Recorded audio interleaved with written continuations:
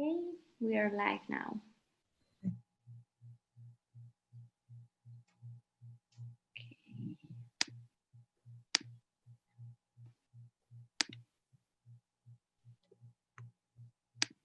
Okay, hello everyone. Thank you for connecting. We're waiting for more people to join so we can start.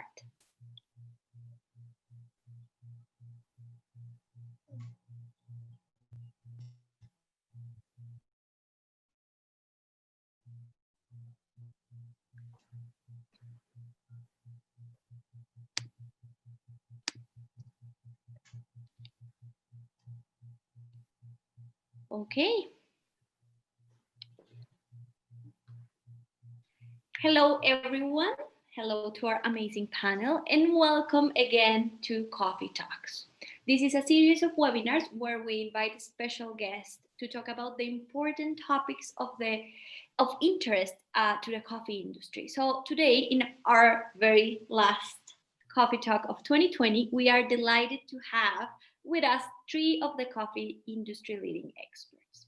We have invited them to talk about the trends and expectations for the coffee industry in 2020 and beyond.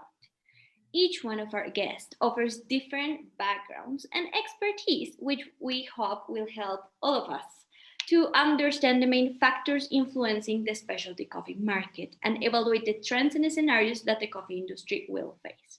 So please let me welcome to our amazing panel. First of all, Judy Gaines from G Gaines Consulting.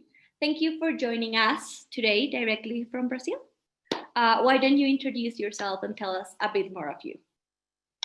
Well, thank you for having me. It's part of the webinar. Pleasure, especially with having Rick and Jim on the panel as well. My background, well, I've been in the coffee industry as an analyst long enough to remember the 1985 drought. And I spent half my career on Wall Street in the major brokerage firms as an analyst. And then in 2001, hung up my own shingle as J Gaines Consulting. And I focus on 5 different tropical soft commodities for the food and beverage industry and write research reports, as well as conduct webinars and seminars on risk management using futures and options. Oh, thank you, Judith. It is great to have you here today. Next, we have Rick Reinhart. He is the past president of the and CEO of the Specialty Coffee Association. And thank you for accepting our invitation. And can you please introduce and tell us a little bit about you? Sure. I spent 12 years as the CEO and executive director for Specialty Coffee Association. And then prior to that, I did about 20 years as a roaster and roaster retailer of coffee. And currently, I like to think of myself as semi-retired. Mrs. Reinhart likes to think of me as underemployed. So we're trying to negotiate that space. But super happy to be here, and as noted, happy to be sharing the screen with Judy and Jim. Oh, thank you, Rick. And our third panelist is James Watson. He's Senior Beverage Analyst at Rabobank, and he's joining us from New York. Hi, thank you so much for having me. This is really a great panel to be a part of. I'm here in snowy New York right now. So my background is in the overall beverage industry. So I've been kind of covering this for big global banks for a long time. And really, it's only been in the last 4 or 5 years at Rabo that I've dug a lot more into coffee. Rabobank, as some of you may know, finances everything from farmers to the traders and importers to the roasters and to coffee shops as well. So I focus a lot more on the kind of both the corporate strategy and the consumer demand side of things. So we write and podcast and try to stay in front of the industry from this side. But great to be here. Thank you. I'm really delighted to have these 3 bright people with us today, and I know our audience will be so grateful for being able to be here and learning from these people. I'm really happy, and I hope you enjoyed this coffee talk very much. And last but not least, As a moderator of this very interesting discussion and panel today, we have our very own Carlos de Valdenebro. He is Carvela's country manager for Colombia and Ecuador, and he's soon to be our new managing director for our North American sales and importing office. He's bringing a lot of the origin perspective to match what we are learning and what we will be talking during this webinar. Carlos? Thank you, Salome. Good morning to everyone. Good afternoon for everyone in Europe. It's definitely an honor to be here. This is such a unique and diverse panel. Each one of the three guests is an expert in their own field. So we do expect this to be a very interesting conversation and a good way to finish this very unique 2020 and starting to analyze how 2021 will be for the industry and for the entire supply chain. So thank you for having me here as well, Salome. And again, thank you for our guest to join us today. Okay, thank you everyone. And as mentioned before, today we will be focusing on understanding the learnings that we have from this year and checking up on the trends that will probably overtake next year.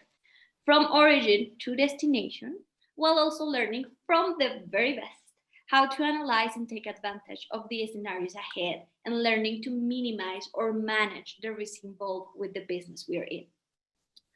I have said it and I will say it throughout this webinar. We have an amazing panel, so be ready to learn from different perspectives, such as market expert who we can learn from and ask about what has been happening, how do we analyze the changes and how does it affect or guide us to take better decisions. Roaster perspectives, more than 20 years, much more than 20 years of experience learning and facing the industry. And we also have a great opportunity to ask about the beverage industry, consumer trends, competition, how are other beverage industries facing and preparing for the changes? Because let's remember that we need to learn from our environment and from other type of businesses that are quite similar to us. While we also touch bases with origin and how each trend can affect or benefit producers. So if you have any questions, please leave them in the Q&A section and we will try to answer them. We all have already received some questions from the audience, so we will be focusing on those first and we will try to make some time to answer your questions. And before starting, we have a nice question for you, audience. We want to get to know you better as you already know each one of us. I'm going to launch a survey to see who is part of this really cool event. You can see in your screens. And let's see, do we have coffee producers, green coffee buyers, roasters, coffee exporters, importers, market analysts, manage money? Okay, let's keep moving. Let's wait a little bit to see the results so I can share it with all of you. It is very interesting. And I'm the only one seeing the results. I will share them. Promise. Okay, a few more seconds.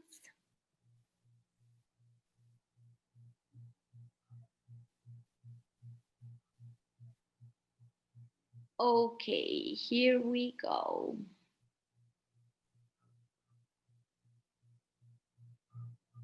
So we have coffee producers, 7%, green coffee buyers, 33%, roasters, 16%, coffee exporters, 16%, coffee importers, 10%, market analysts, 14%, and managed money, 5%.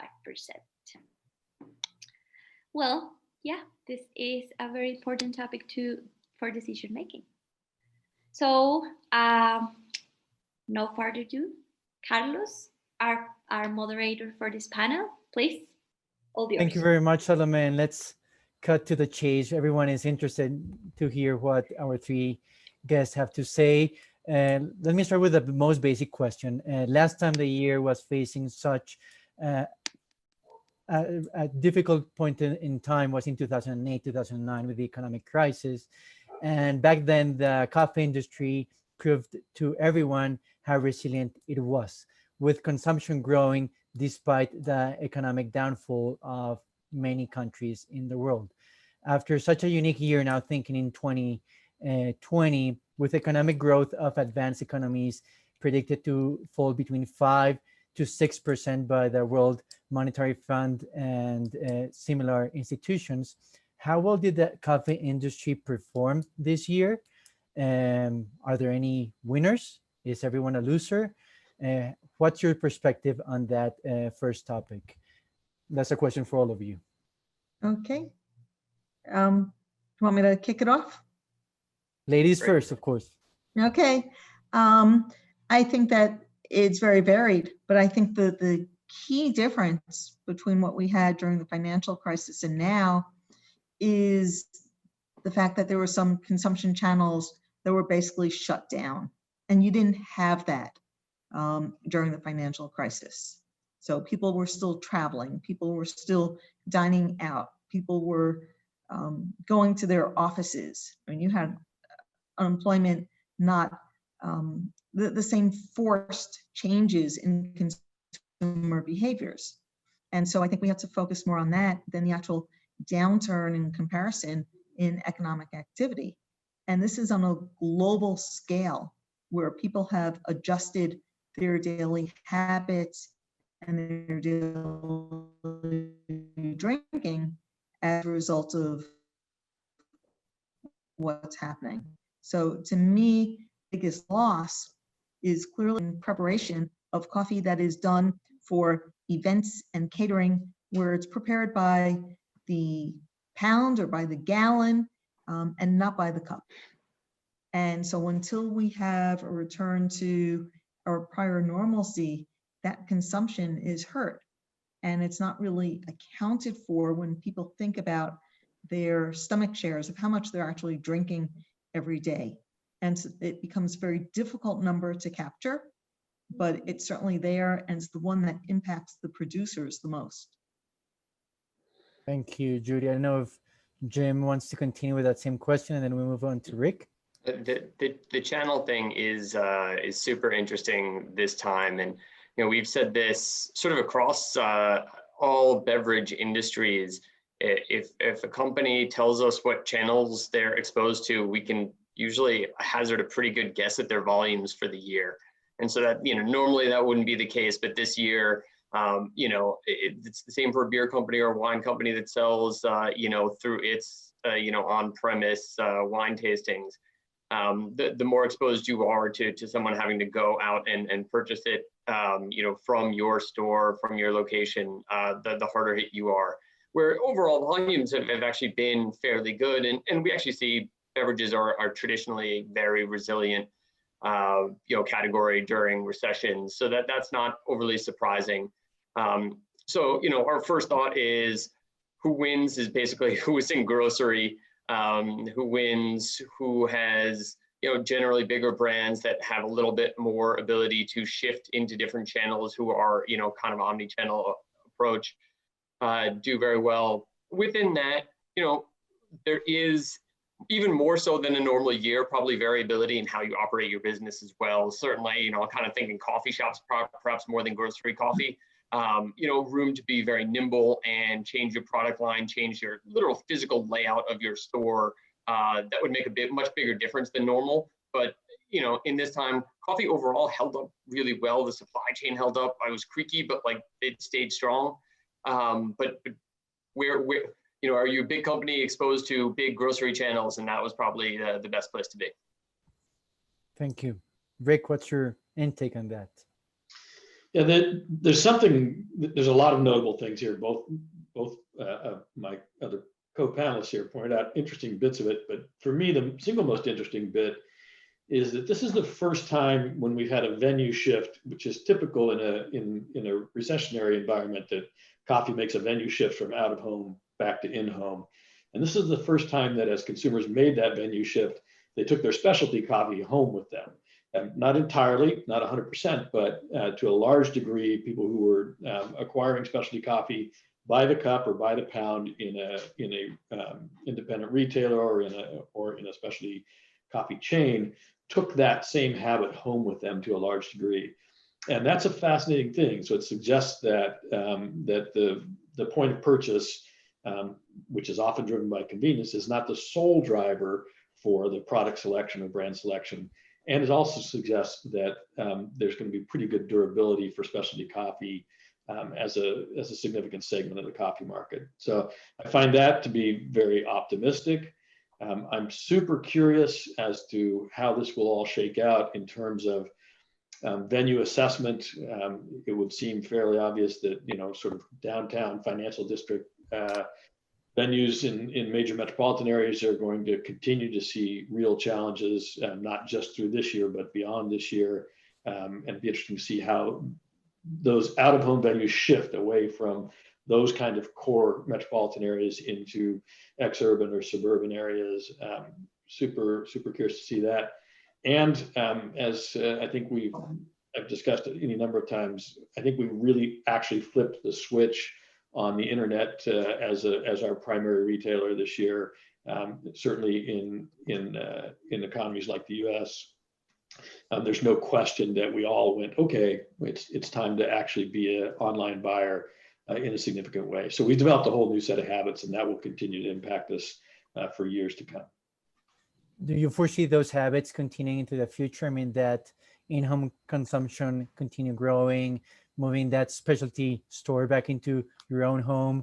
And of course, the big question, and I understand what Judith mentioned, how difficult it is to assess, is will that home consumption replace the other venues where people were drinking coffee? And maybe and you were drinking by the cup at a specialty coffee roaster, but now you're buying maybe a pound or 2 pounds of roasted coffee.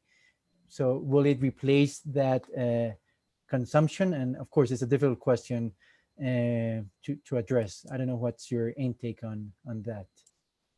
I have again a relatively optimistic outlook on that. I believe that there's going to be a lot of pent-up demand. People are going to want to go back towards out-of-home consumption, if nothing else, to drive home the value of the social interaction of coffee.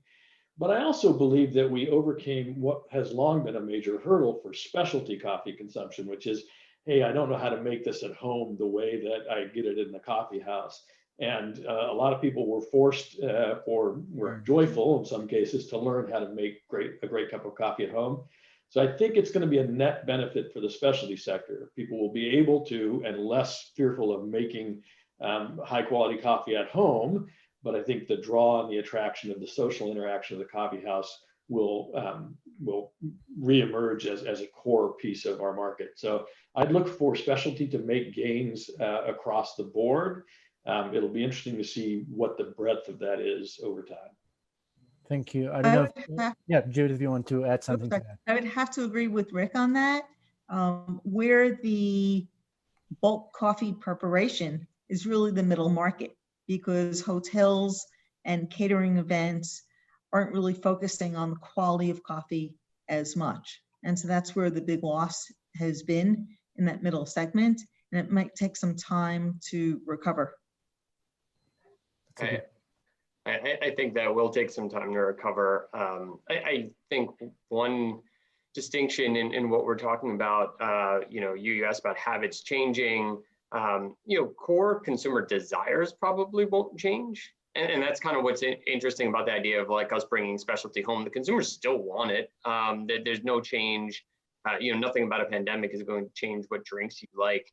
So then what changes is just the circumstances of how you can buy them. And perhaps, I think it is much more realistic to think right now versus 10 years ago, it's much easier to get your specialty coffee at home. You probably the amount of brewing equipment and the cost of it might be better. But I think that habit is going to change. A lot of that is e-commerce driven as well. Thank you, man. Definitely something to watch out in the next couple of years. Before deepening our discussion on that topic, I know, Judith, you're in Brazil now, assessing the next year's harvest. There's been a lot of news from different vendors and from different research institutions about the 2021 harvest.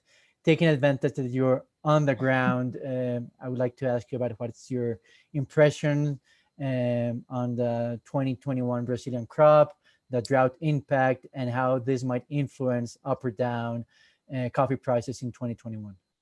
Okay, so I know we only have about an hour here, so I'm going to try and keep it short. My whole premise in coming to Brazil right before Christmas and during the pandemic, when Brazil's hitting a second wave, was because I simply doubted a lot of the numbers that were coming out. And there was always that concern on my part that the damage assessments were somewhat exaggerated. And this time the wolf, I think, was really knocking at the door. If I didn't have a K95 mask to support my jaw, it would have hit the floor. I really have been absolutely surprised at just how bad the situation is in the areas that I've seen so far. And so have to stress that. There's skeleton trees.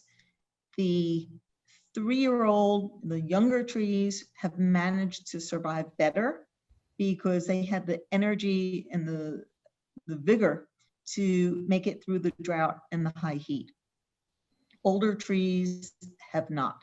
And as you're driving along the road, you see everything looks lush, it looks beautiful, but then as you get close up, you're just like, where is the coffee? I mean, I couldn't believe it. There's leaves and then just bare branches. And you know, all of a sudden I'll be like, oh, there's a bean. I mean, there's a cherry. And you get amazed when you find that. And then I also have seen, you know, large farms, some of the most beautiful, well-maintained farms, and then smaller farms. And there's really not that much difference between them. So there, and I also discovered that my numbers on the amount of farms that were irrigated, well, I was overestimating the number of irrigated farms. And so that also led me to believe that the crop would be better and that there was more irrigation here, and we would be able to survive. And that wasn't really the case. You could see the stress on them. You could see the problems with the leaves. There's an issue where you had all the dry weather, and so you weren't able to fertilize on time. And the trees are reflecting that. You have a situation where you have the pinhead cherries starting to grow, and are they actually going to grow, or are the trees so stressed they're going to need to abort those cherries and push their energy towards reproduction and vegetative growth, which is behind. And that's something that it's only first beginning to show up, but a lot of people here are talking about it, and it is becoming more of a concern. And that could certainly impact production estimates. So anything we have on paper based on what we see visible on the trees now will really depend on the tree's reaction to the stress they've been under and the rainfall that we get in the next 2.5 months. Judy, do you think? So it's a mess. The situation is really a disaster. There are certainly going to be areas where there's healthy looking trees. I haven't found them yet where I am. I actually extended my trip for a couple more days because I'm in search of finding the healthy trees, because so far they're not near me. So that's my quest in the next 6 days, is look for trees that were not impacted. Do you think the market has already priced in that decrease in Brazilian production next year, or are we in for some more surprises? Okay, so I don't think the market's priced everything in yet because it's a developing situation.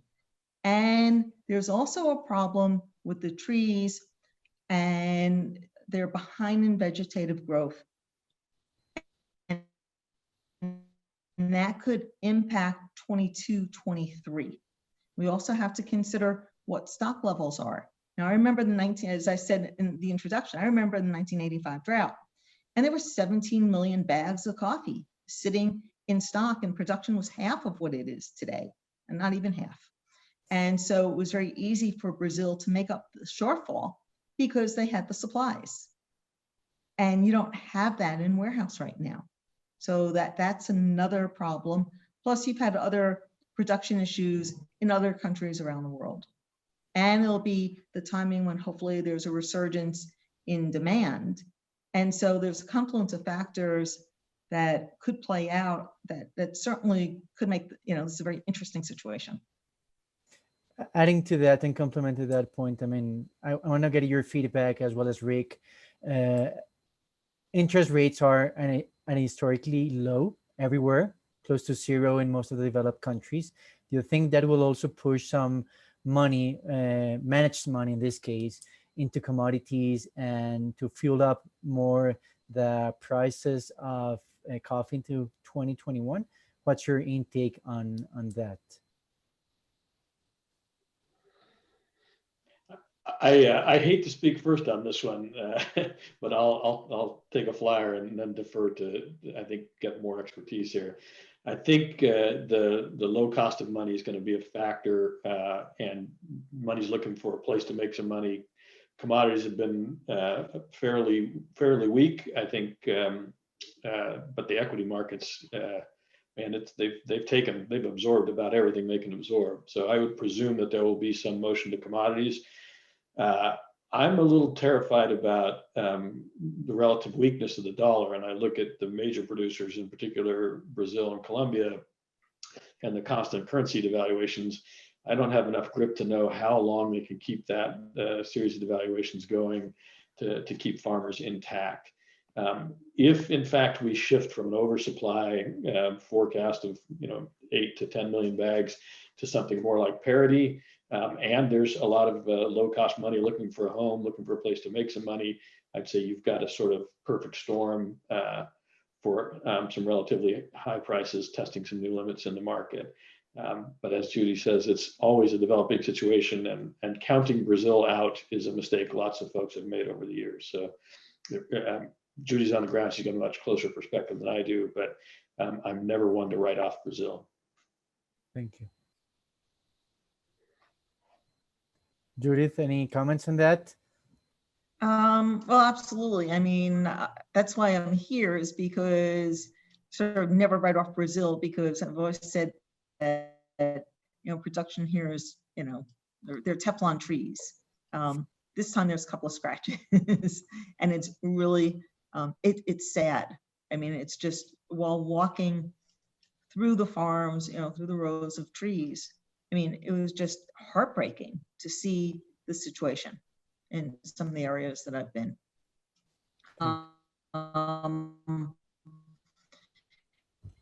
As far as the flow of money, that's going to happen. I think it started already this year. It's always been a very cyclical pattern, and there's always, the story behind it.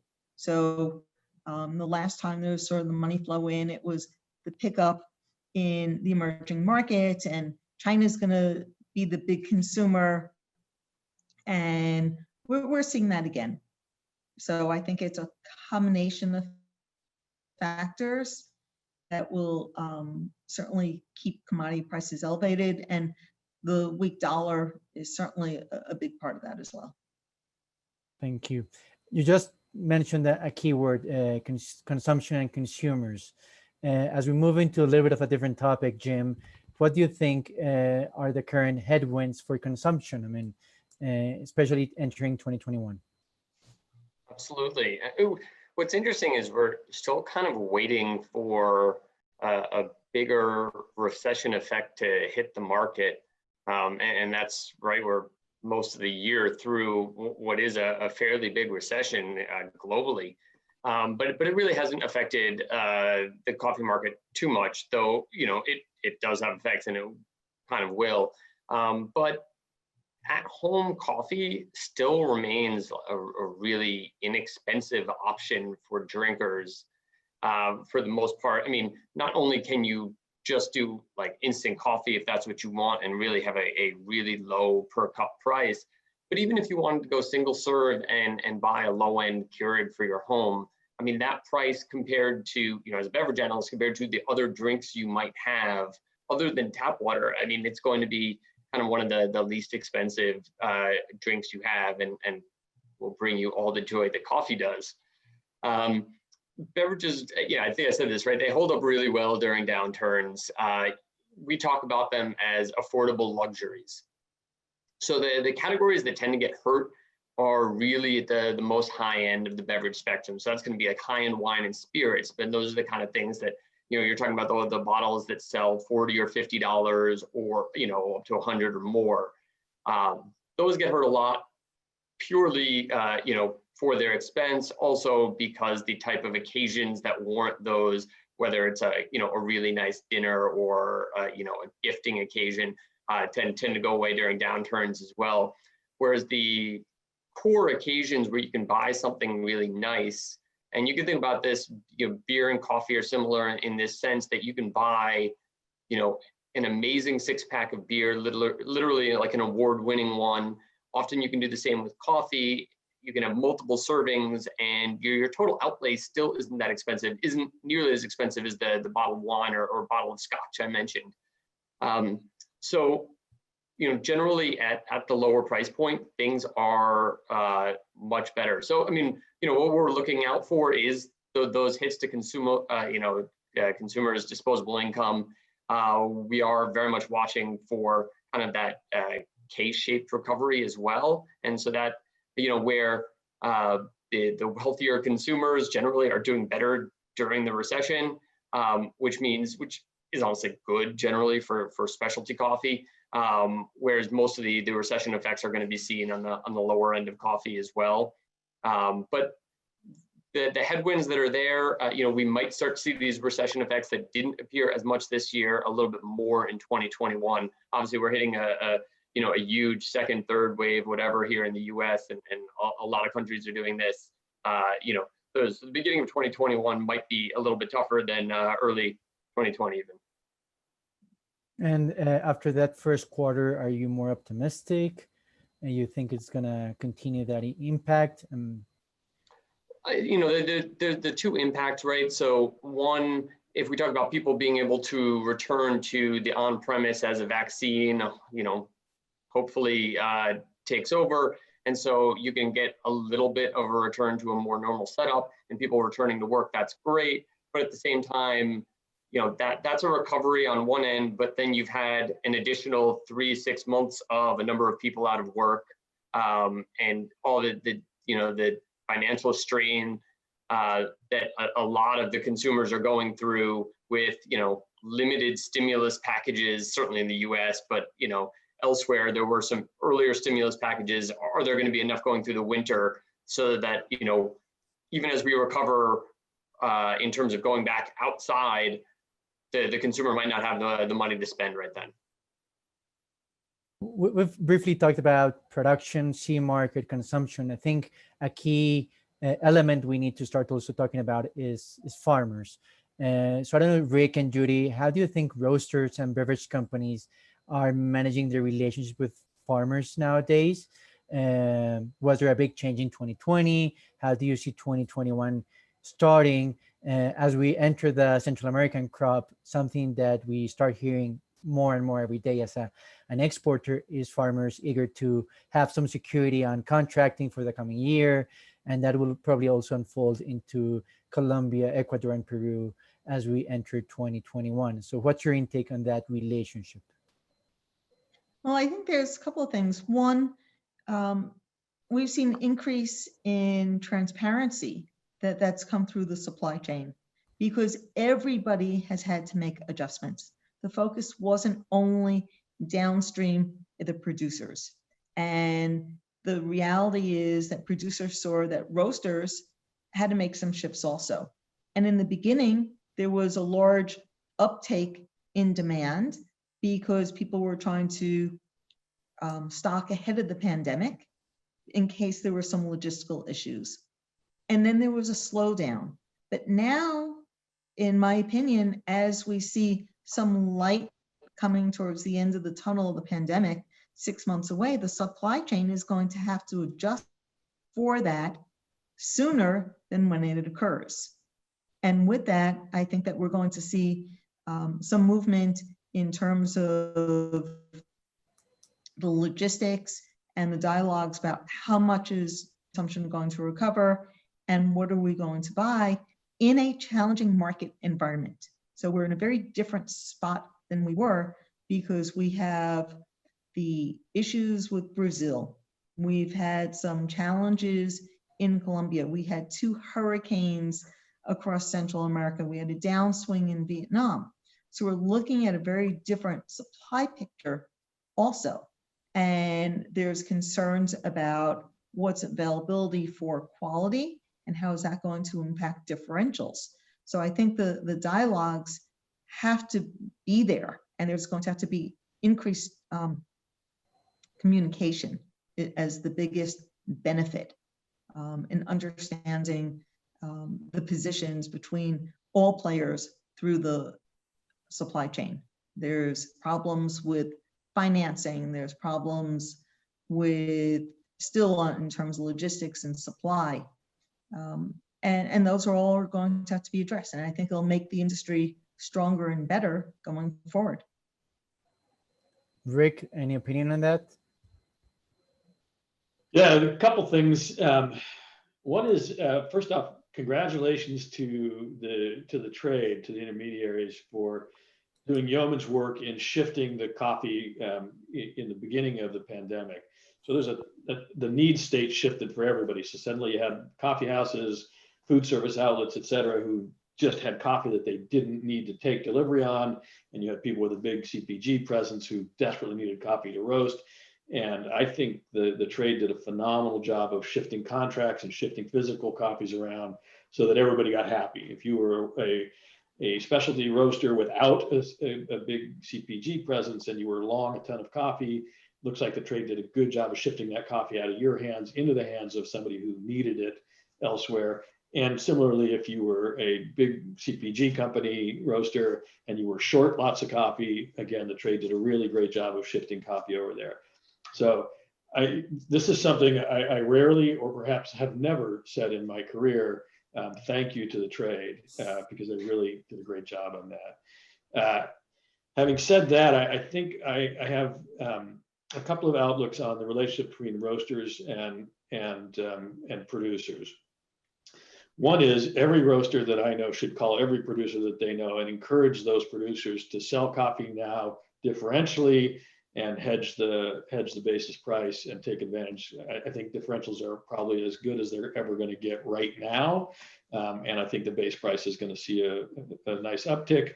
Everybody can take advantage of the liquidity in the marketplace. If you're a roaster, fix your basis now and leave your differential open. If you're a producer, fix differentially and leave your basis open, and everybody can take advantage of all this money flowing into the markets. I would also suggest that the sort of incessant pursuit of fragments of differentiation in the marketplace that we saw in the last 5 years will not reemerge with any particular speed. I think consumers had to make a decision about product attributes as a result of brewing their own, of taking it home, of experimenting with it, and of the relatively limited offerings that were available from specialty roasters. I think consumers have had a new outlook on what they can taste as a difference in quality, what the tasteable attribute differences are. And I think that bodes well for us. I think that restores us to some better vision of a price value relationship in the future. I think it opens up more of the market for specialty at rational prices. I think it diminishes the sort of wasteful pursuit of what I have thought of as trade tourism, small roasters flying off to 9 different origins in a year, and they're roasting a total of 50,000 pounds. It just doesn't make any sense. And it hopefully will change the balance of power between buyer and seller, where we stop thinking of the green coffee buyer as the discoverer of quality, but rather as someone who recognizes quality that producers deliver. And if all those things happen, I'd say it's going to be a pretty nice few years for everybody, producer and consumer, with the single huge caveat of we are seeing climate change play out in front of us right now. And I don't have any optimism about that getting better before it gets considerably worse. So that's the unknown factor in the mix.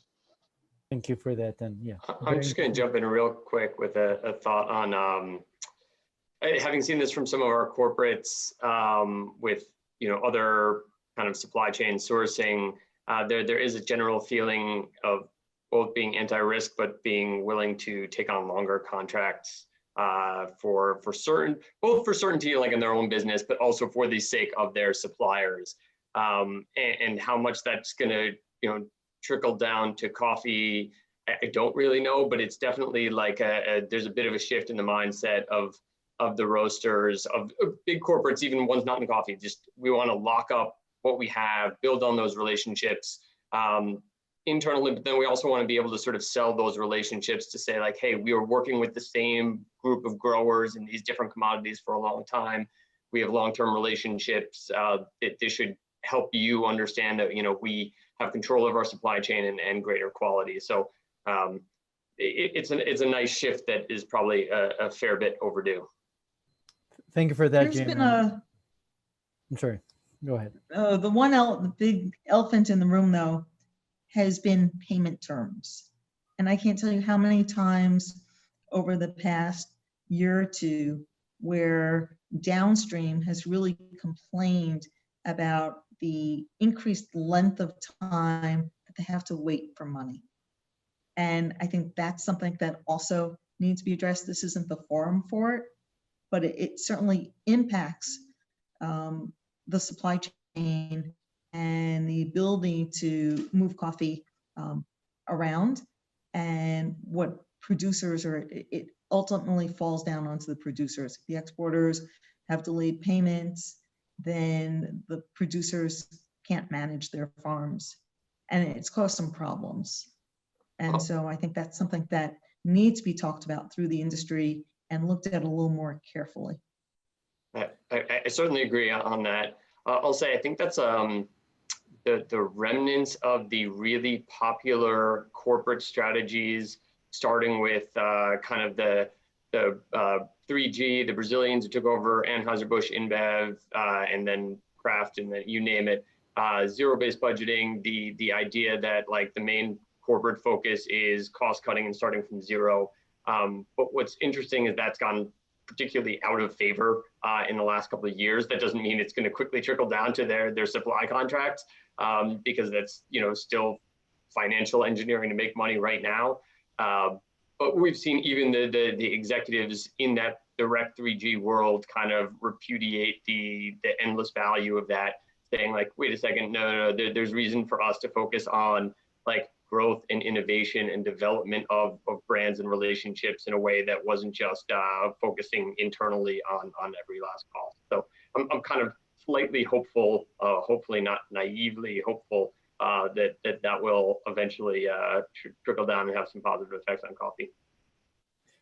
I think from an exporter's point of view, and adding to this discussion, certainty is the key word. I mean, farmers need certainty to plan ahead for their harvest, as Judith mentioned, certainty to know how much money they're going to get for their coffee, for X, Y, and Z quality. And adding to what Jim mentioned, long-term contracts are definitely a way to provide at least some security to farmers to know, okay, maybe 50, 60, 70% of my harvest, I already have a buyer, then I can focus on what I know best, which is producing coffee, instead of moving around with the market swings. And that will also help farmers get on-time payments from whoever is buying their coffee.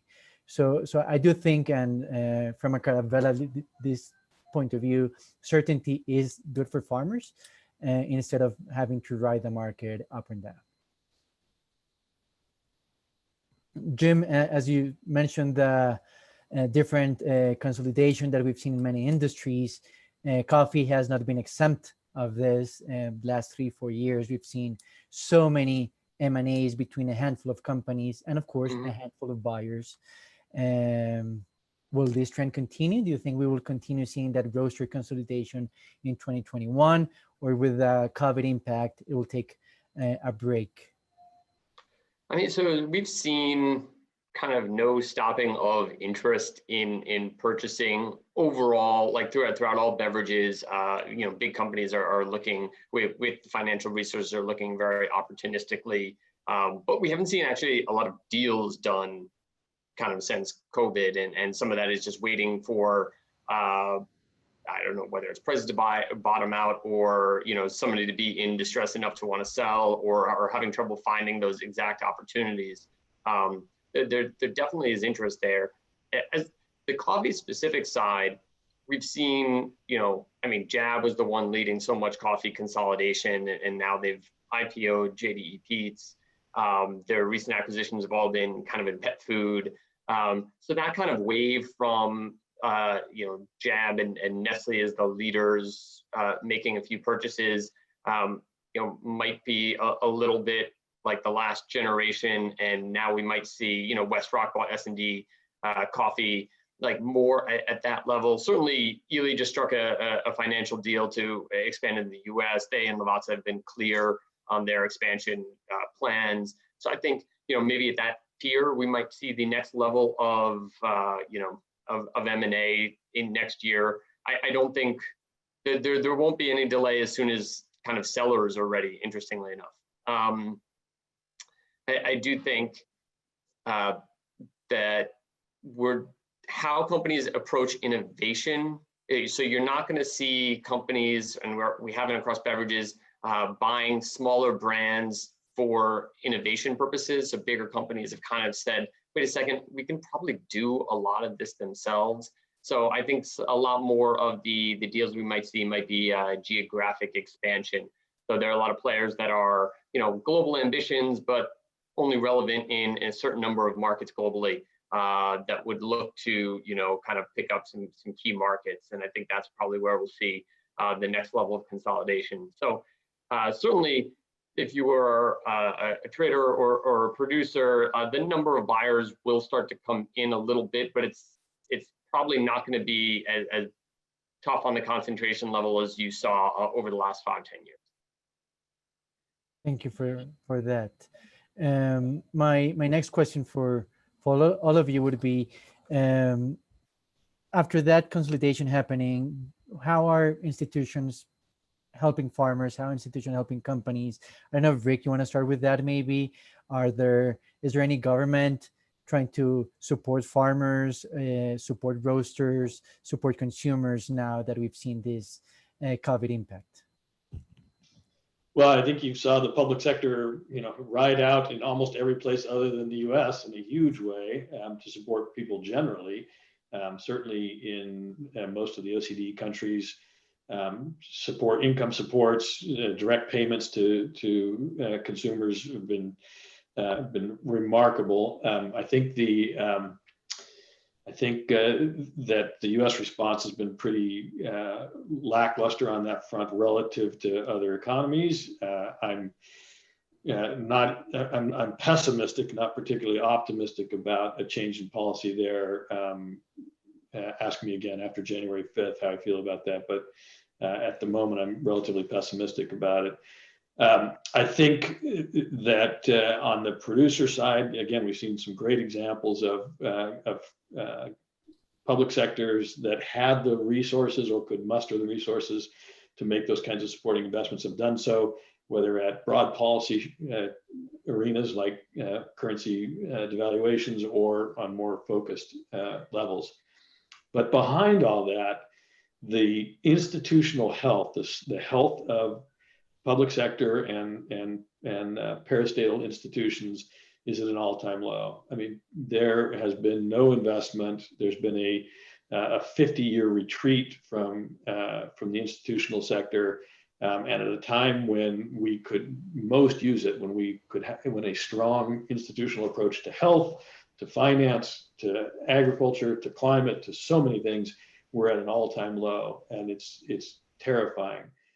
If I could wish for anything in the world to change, short of just making everybody healthy and happy, it would be that we started to reinvest in the institutional sector, and that we got serious about having a public sector that is a restraining partner to a private sector. We've spent 50 plus years sort of letting the private sector run amok with the belief that that the market will fix all our ills.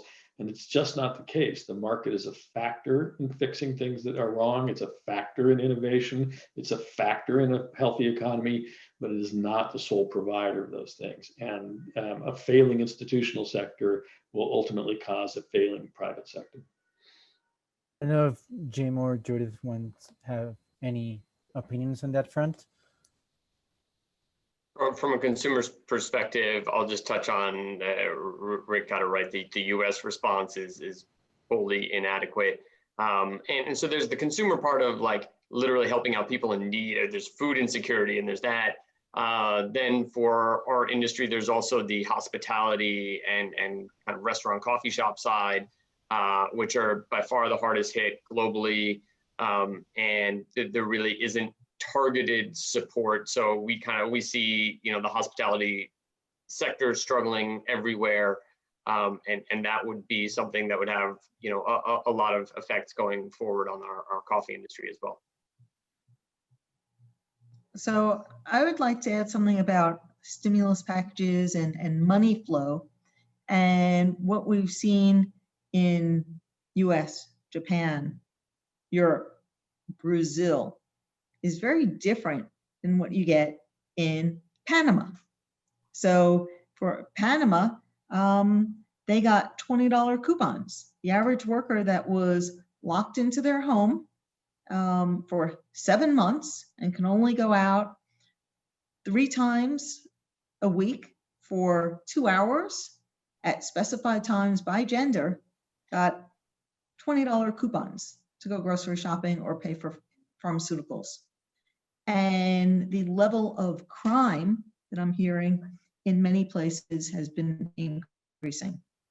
And so that is a major consideration. We're not talking about a level playing field here.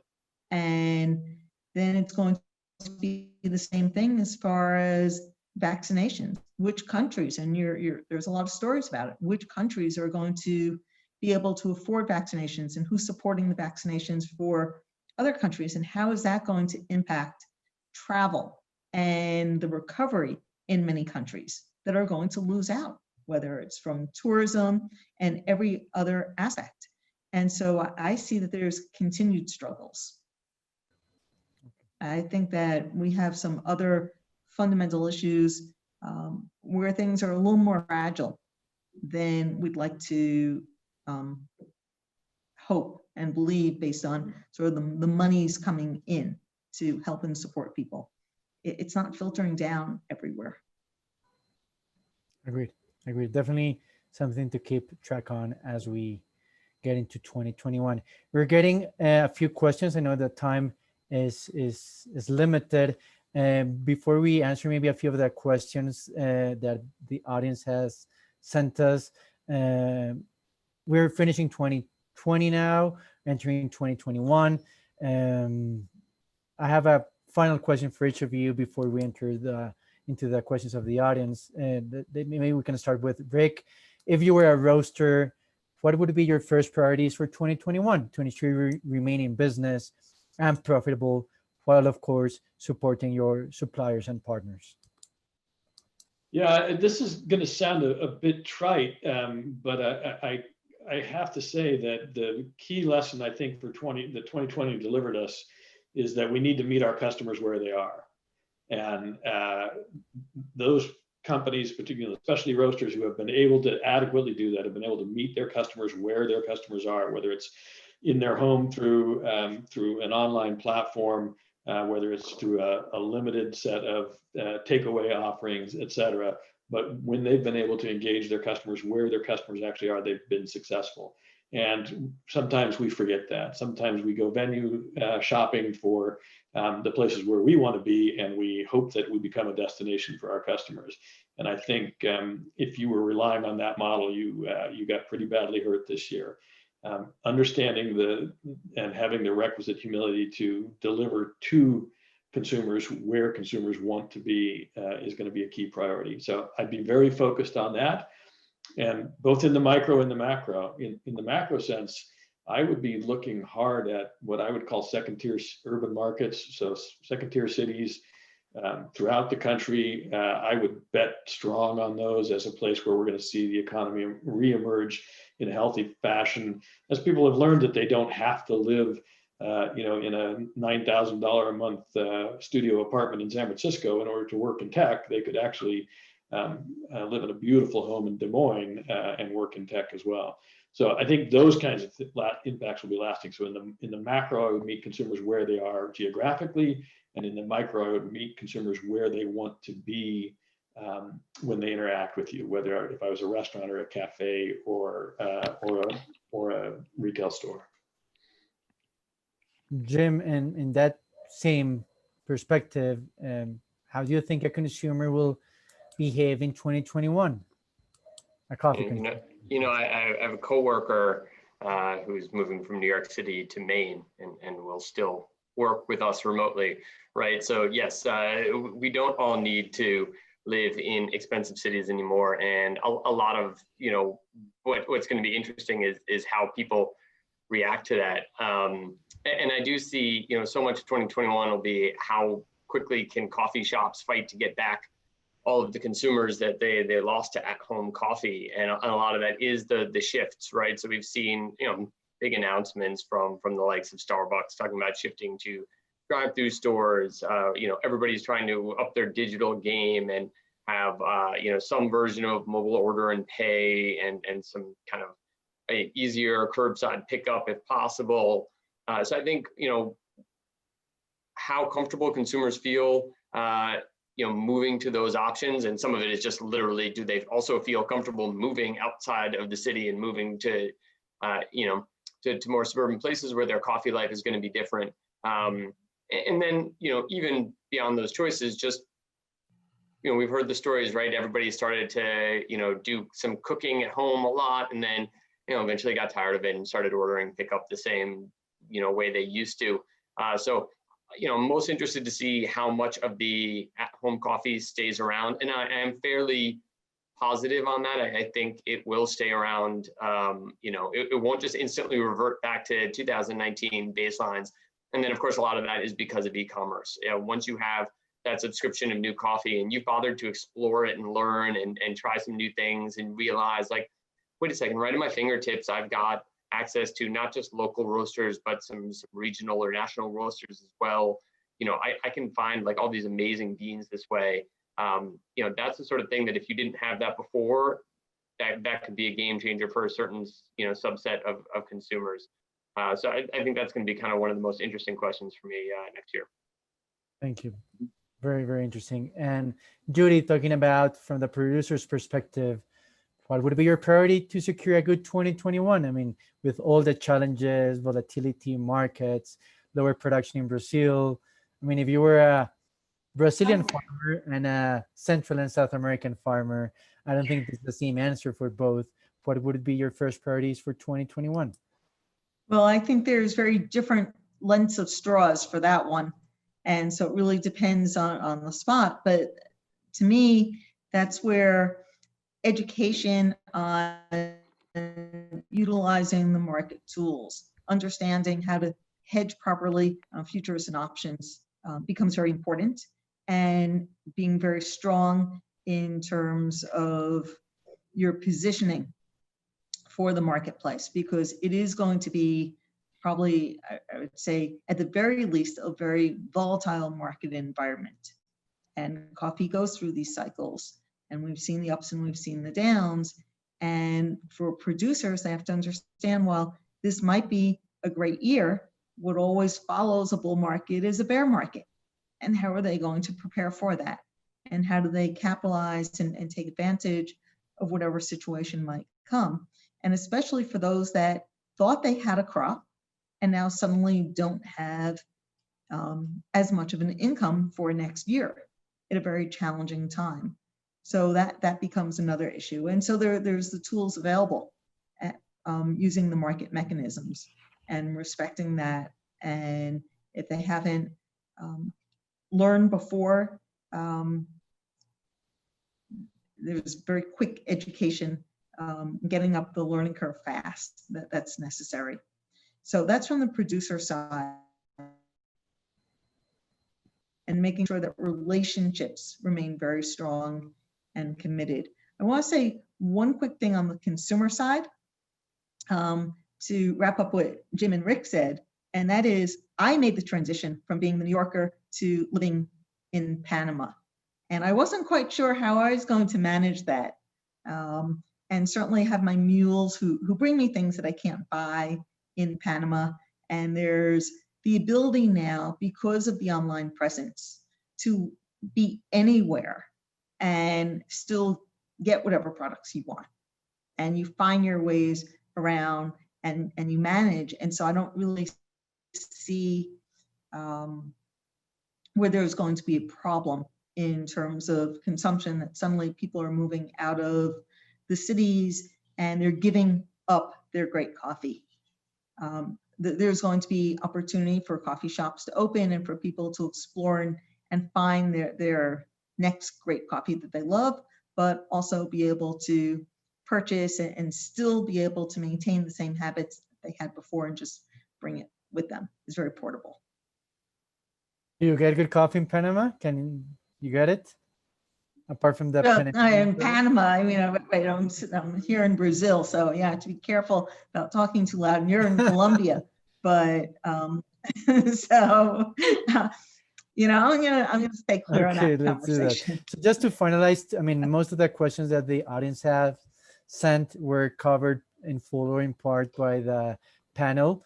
I want to just touch base on two different topics. I mean, we've talked about consumption over and over again, and the three of you, we have a question like people talk about the US and to a certain extent Europe as the biggest specialty market. Consumption has moved from cafes to in-home in many cases for bringing your cherished specialty coffee home. What's Asia? Because Asia is at least the region in the world where the effect of COVID has been to a certain extent less meaningful in the economies as in the Western world. So I don't know if Jim or Rick, you want to speak about Asia and specialty coffee in Asia. I'll go. Interesting, because I was literally reading, I have a couple of colleagues who work, one in Singapore and one in China, who've been writing about beverages recently. And there's been a kind of, there definitely is a lot of investment coming in at the high end. It's a little hard to break out just like simply more premium coffee versus, a definition of specialty. But certainly at the high end, there is a lot of investment, and there seems to be an entire kind of movement going on in China across beverages where there's a move away from sort of like global, what we think of as the kind of the main big leaders towards higher end local brands that are, and in coffee, some of that is literally China grown coffee, but some of it might just be a Chinese brand that's bringing in, specialty from the more standard specialty origins. But they're definitely making that move right now. And it's like kind of younger consumers moving over that way. So there definitely does seem to be growth, and it's like almost independent of COVID, but it's powering through COVID. Thank you. Rick, I don't know if you want to add something in regards to Asia from your past experience. Yeah, my outlook would be that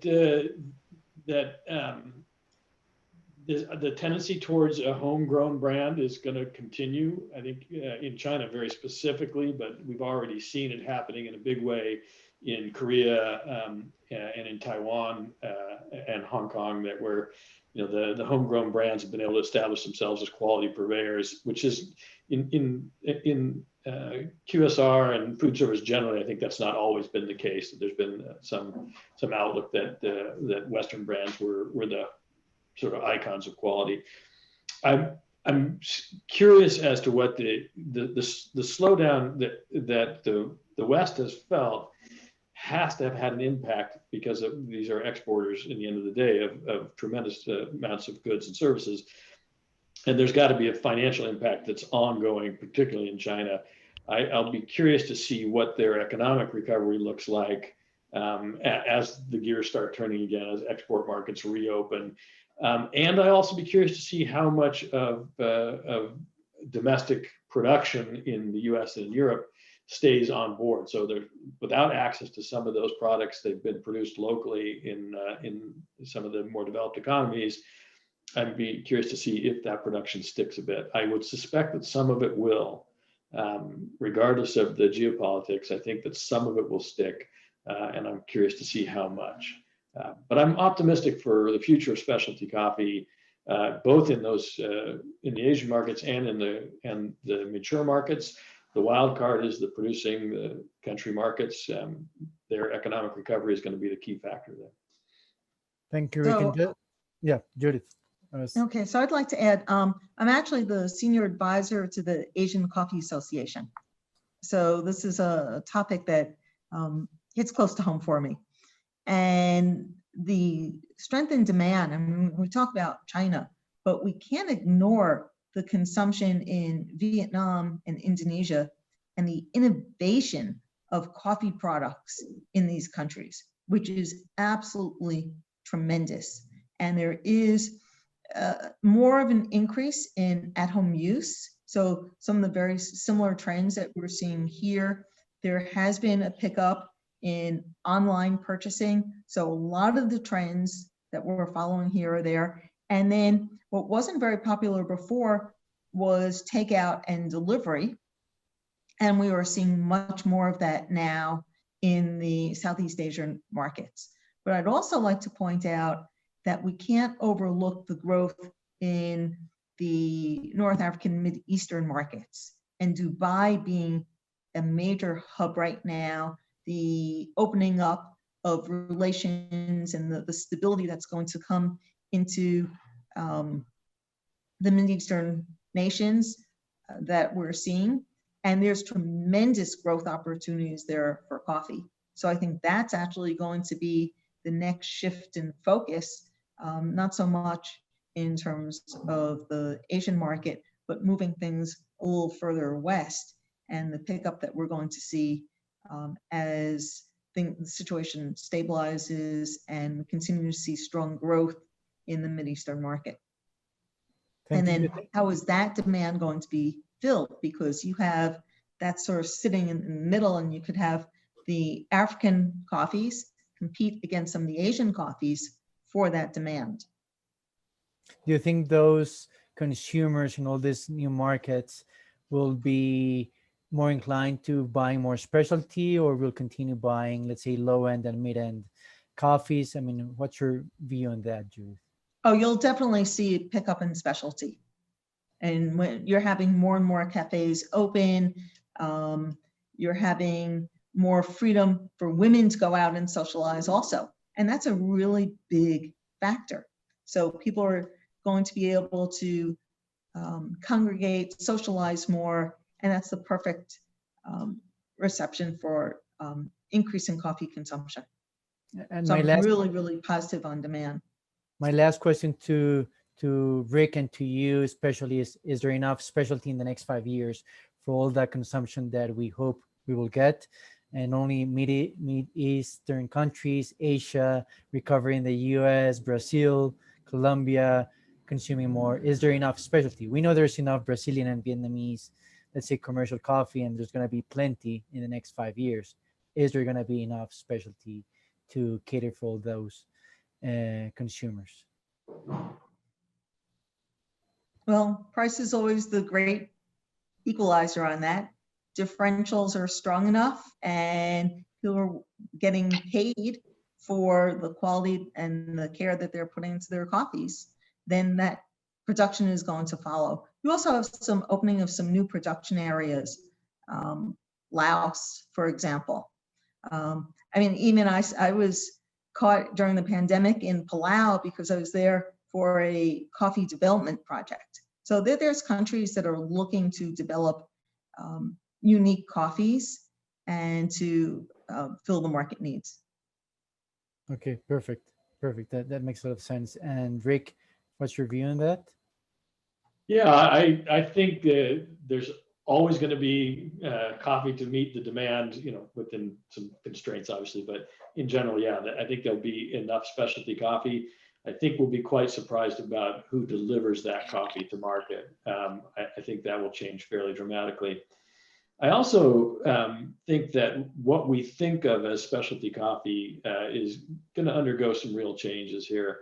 I have a sense, a very strong sense, that we've had a particular set of quality attributes assigned to specialty coffee that have their roots in really sort of Northern European and American confluence of taste, body, aromas that are favorable to them. And it's been very localized and very homogenized as this is what represents quality in coffee. And I think that that very narrow definition is going to get blown up in the next couple of years by a whole bunch of factors. One is you've got a whole range of consumers with a whole set of different taste preferences and aroma preferences and mouthfeel preferences that will dramatically change that. And then you've got a producer who is not as locked into delivering the standardized commercial grade product that they've been delivering. They're able to see into that market with a lot more clarity.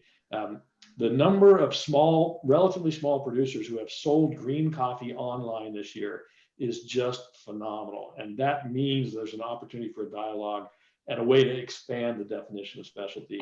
So I think we're going to see a very, very profound change in what is identified as specialty coffee, what those attributes are, and what consumers actually will pay for in these varying markets. So change of what specialty looks like, and some big changes in who delivers that product to the end user. Thanks. Specialty Robusta? Absolutely. I would not go out without saying that the consensus, I think, from the scientific community, and certainly the consensus from folks on the commercial side of the business, is it's going to be a lot easier to make Robusta taste good than it is to make Arabica drought and climate tolerant. So I would look for big advances in the quality of Robusta over the next 10 years. I mean, I've had some, and shared it with other people who are not coffee industry folks, and yeah, that if you make nice coffee, whether it's called Robusta or anything else, that people will enjoy the coffee. Yeah. Thank you. And Jim, as delivery of that coffee, we've seen an industry, at least from the specialty point of view, with a lot of independent roasters, small cafes. Have they been very hit by the pandemic? Will we continue seeing that trend that every small town has its own small roaster, independent roaster, and of course driving that quality in that community?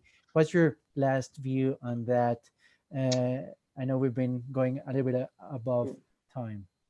I mean, my first reaction to all of this is that the bigger companies should win, right? A giant coffee chain has the financial resources to take over, more spaces and shift where independents might not. But then it turns out people really want local.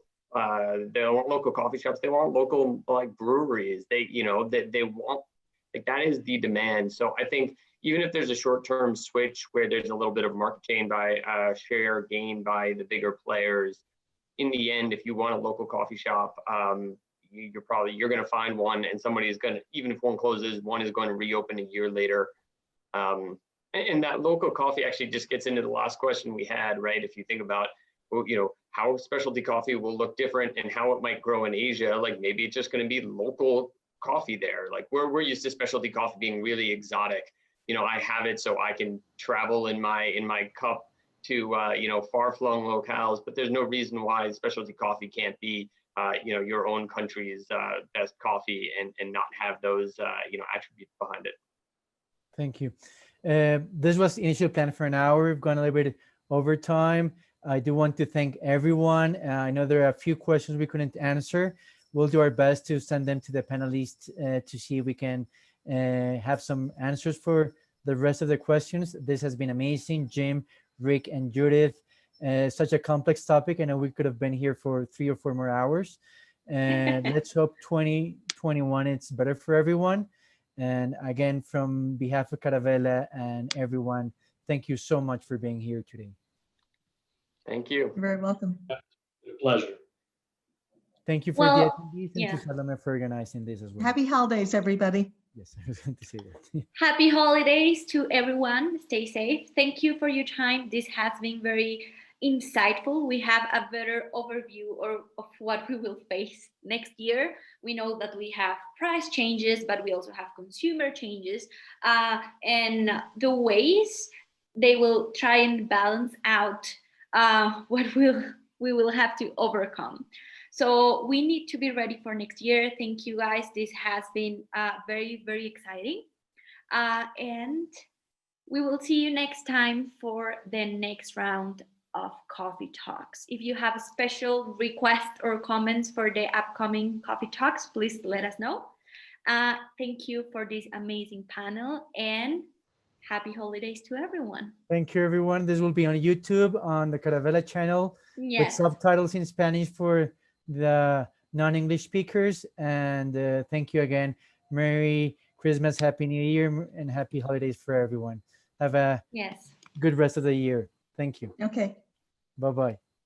Ciao. Thanks. Ciao, ciao. Bye. Gracias.